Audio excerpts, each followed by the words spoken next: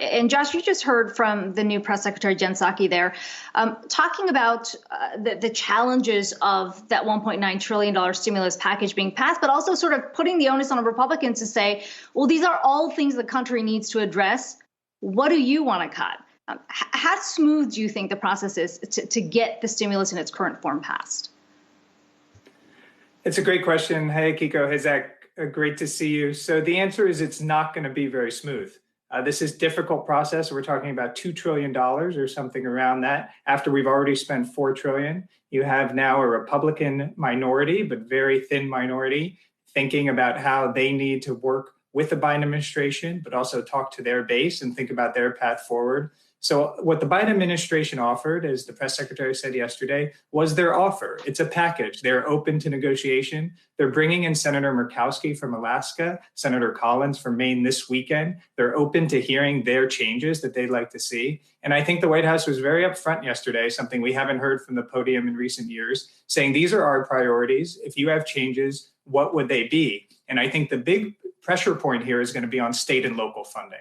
That's where Republicans will want to see cuts, and that's where Democrats see a real priority that's actually been underfunded over the last year. Yeah, that's been one of the main sticking points, too, in negotiations before President Biden took office as well. But when it comes to kind of the funds necessary out there right now to get the pandemic under control, that does seem to be one area of spend that also perhaps could be agreed upon. What's your take on that in terms of where the money going to that effort might need to grow, considering there have been a lot of questions about what the federal setup looked like under the Trump administration?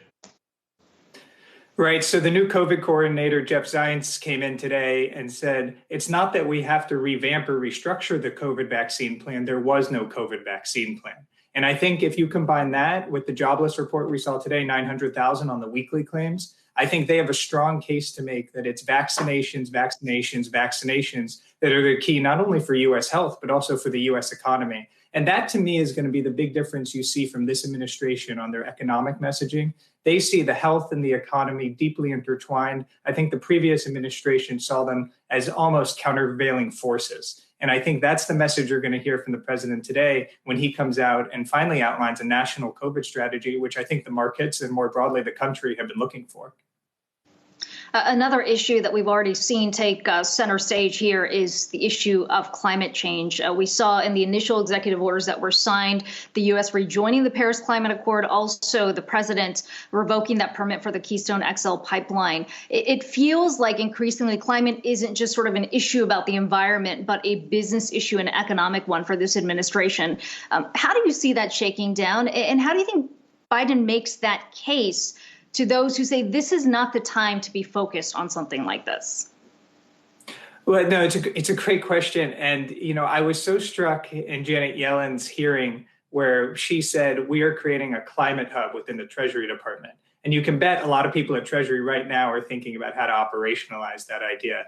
And so climate is now a whole of government effort. It's the State Department, it's Treasury, it's the Pentagon, and they see it, just like the health concern, as part of the economic revitalization as well. They see it as actually the biggest key to Biden's jobs program over the next 4 years. So again, all of this in their mind is tied together, the four crises, as he laid out yesterday.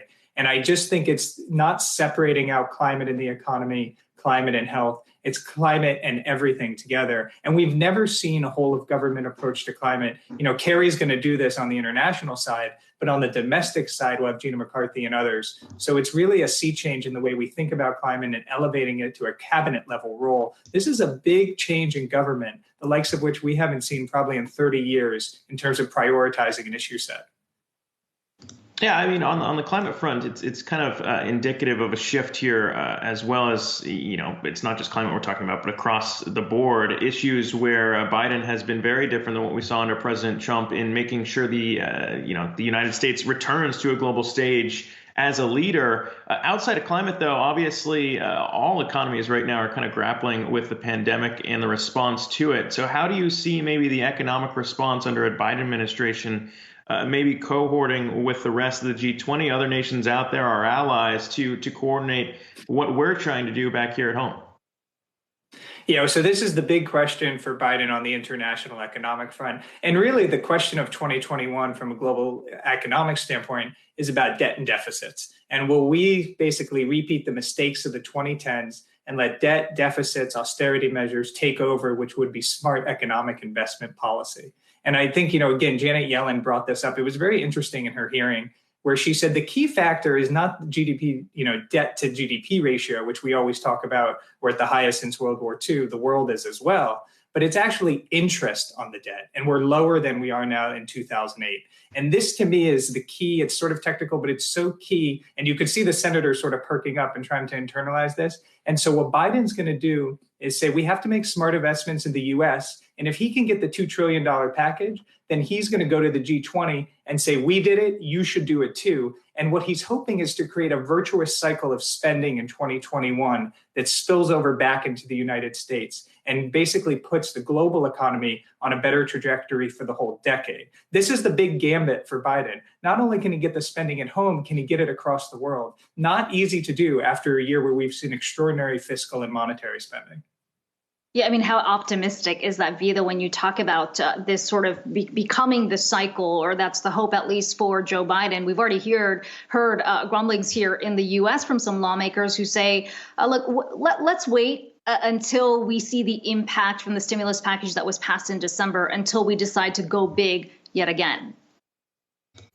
Right. And this, I think, is going to be the key messaging issue for them. But I think they're sort of buffeted by what's happening in the job market, because we're seeing this risk of a double dip, not just in the US, but the Eurozone as well. And Lagarde spoke to this today in her press conference. And because the winter is so difficult, because of the new strain, because of the uncertainties with the vaccine rollout, I think they actually have a stronger case to make on economic relief than maybe it was even apparent 6 weeks ago. So this is what the Biden administration is saying. It's a very simple message to both the US and the world. Don't risk it. Don't risk going too small. Better to go too big. And this is not an easy thing to message when you only have 50 votes in the Senate, but that's the message they're leaning into. And I think, odds are they're actually going to be successful. And the key thing for them is this is not 2010. And let's not repeat the mistakes of the past. And Biden knows all too well the risk of going too small and the implications for that over an entire decade of economic growth or lack thereof. Yeah, going big, sort of the overarching theme for Janet Yellen's confirmation hearing a few days ago. We're going to continue to watch this. Josh, always good to get your insight. Josh Lipsky joining us there.